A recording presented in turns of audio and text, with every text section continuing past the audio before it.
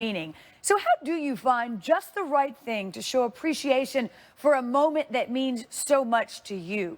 Drew Brees had that moment last year when he passed Peyton Manning as the league's all-time passing yards leader.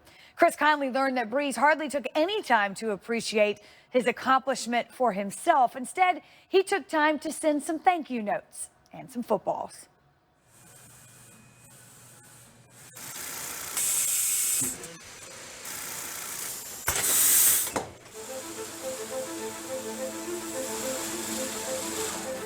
Late last year, at the Wilson Football Factory in Ada, Ohio, there was something special being made. My wife called me and told me that I had this box here from the Saints. You know, I'd been cut for 3 years, so I had no idea what was coming. And I wondered, that's weird, from the Saints, like, what is this? Inside was no ordinary football.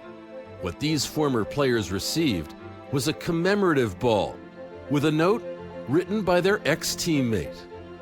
I appreciate the time, dedication, and commitment you sacrificed In order to make this record a reality. All from the man who'd become the NFL's all-time passing leader, Drew Brees.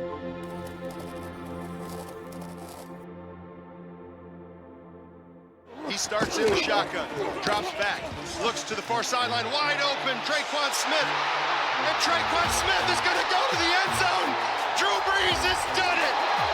I love you, bro. I love you, bro. I love you, bro. Drew Brees is the NFL's all-time leading passer. In the bye week after his record-setting performance, Brees came up with a plan to honor those who'd made the achievement possible. Come on, let's go win the game now. All right, come on.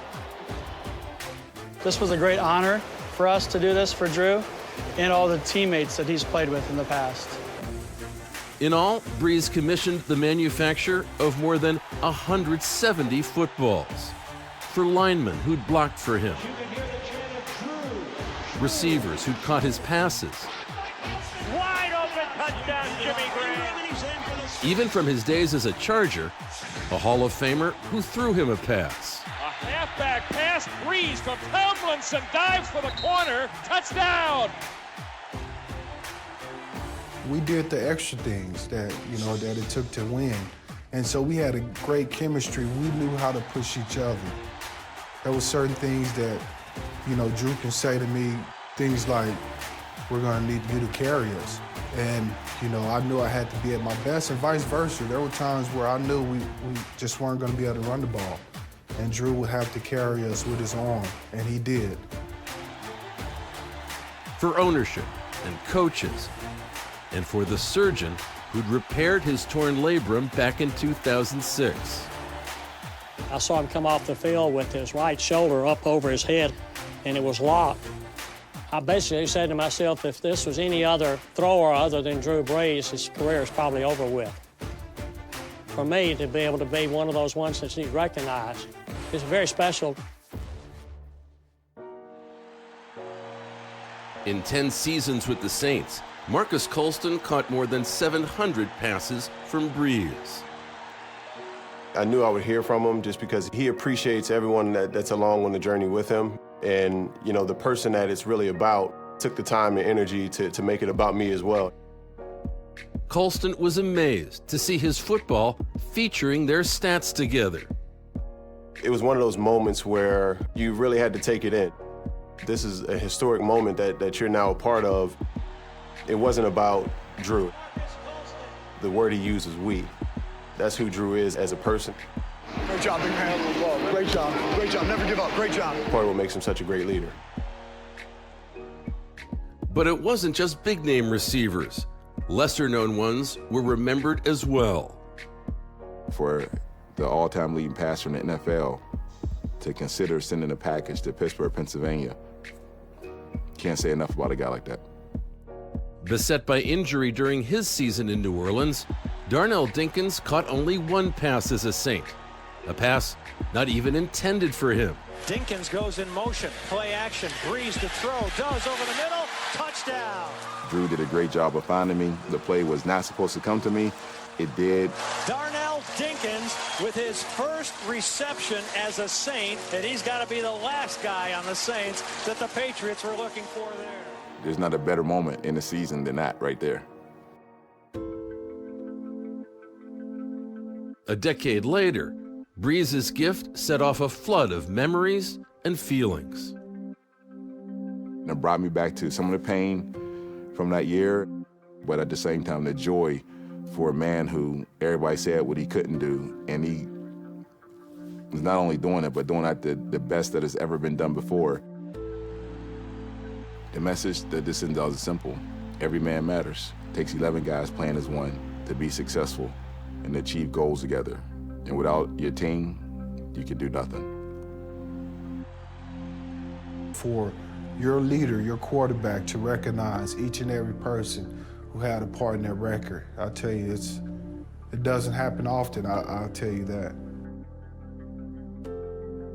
With me having a little guy that's, football crazy, it really starts to put things in perspective, and really appreciative of the 10 years we spent together and, some of the things that we were able to accomplish. To those who played with him, to those who helped him off the field, the gift of this ball and the grace of this note are pure Drew Brees. The most important, though, is not receiving a football, but just watching him grow and mature and to be successful in football, but also be successful in life in general. That's really the thing that memorializes Drew Brees for me. I have a lot of different trophies and memorabilia inside the man cave, and Drew has his own section now. Thank you for being a part of this incredible journey. All the best, Drew Brees. Well, that's not the only gifts that Drew Brees will be handing out this season. He not only set the all-time record for most passing touchdowns in a career, he also set the record for highest completion percentage in a single game. And while Michael Thomas set the record for most receptions in a single season, passing Marvin Harrison's record, that was set back in 2002. You really, truly have two MVP candidates on the same offense, much less the same team, the same offense. And you got to think, if this team is clicking on all cylinders at the right time, they have as good a chance as any at winning the Super Bowl. There's no doubt. I mean, when you talk about the NFC, you talk about, in my mind, San Francisco and the Saints and how the type of teams that they both have, they both can make runs at this thing. And really in the NFC, it's kind of wide open. But when you see Drew Brees and what he's capable of doing, and when you hear how bought-in guys are on, these are teammates who hadn't played with this guy for 10, 12 years, one for one season. When you think that much of a man, think about the guys that are in the locker room as this season progresses. They are going all in for this guy, and they understand his age, right? Now, he's not playing at a high level, but you still only get so many shots at this thing as well as a team. It's been pretty special to watch, I'm not going to lie. And, man, everybody wants to pull for Drew Brees. And the other guy that Wendy mentioned about the other MVP candidate, what's remarkable about Michael Thomas is every single week the opposing defense is saying, this is the number one guy. Doesn't matter. We're going to double team it. And despite that, he still has incredible production. So the @can't guard Mike moniker on his Twitter handle, that is so accurate. It is really remarkable how productive he's been. My only concern, Jeff, is those recent injuries to Rankins and Davenport on the defensive line. That would be my only concern about the Saints truly being a Super Bowl contender. But San Francisco, you mentioned as well, this team checks a lot of boxes. They can run it. Obviously, they could throw it. So they should be there at the end. I just wish they had a little bit better depth at the defensive line. What's fascinating about Michael Thomas, to your point, though, is that this is not a secret. I mean, he's not sneaking up on anybody in any way, shape, or form. This is what we do. We line up. You stop us if you can. And guess what? Very few have been able to. Yeah, and I think Sean Payton, I mean, listen, what this guy has done on the offensive side of the ball. I mean, we talk about Bill Belichick being the greatest of all time, and he should definitely be. But Sean Payton should be. He's in a different category of his own offensively. What he's done with Drew Brees and receivers and even Michael Thomas this year, think about how many different places he moves Michael Thomas. It's not like he just lines up in one spot. Michael Thomas is now, he's evolved in this offense where he can go anywhere and he can move guys and he'll bust formations, personnel changes, movement shifts. Everything that's involved, give Sean Payton a ton of credit, man, because he He does it each and every week, and he's got to be the guy who's ultimately designing this thing to get guys open in opportune times, and then those guys go and execute it. And that's a great point, Jeff, because if you look at how they're constructed, really their second and third best receivers are Alvin Kamara, their running back, and Jared Cook at tight end. So truly, Michael Thomas's production is incredible, and it goes back to Sean Payton's design, because clearly every other team is saying this is the one guy that can't beat us. Yeah, and Shanahan's design in San Francisco, so it's really interesting that those two teams may be the two on the collision course, given what those two offensive-minded head coaches are doing. We've got plenty more to talk about.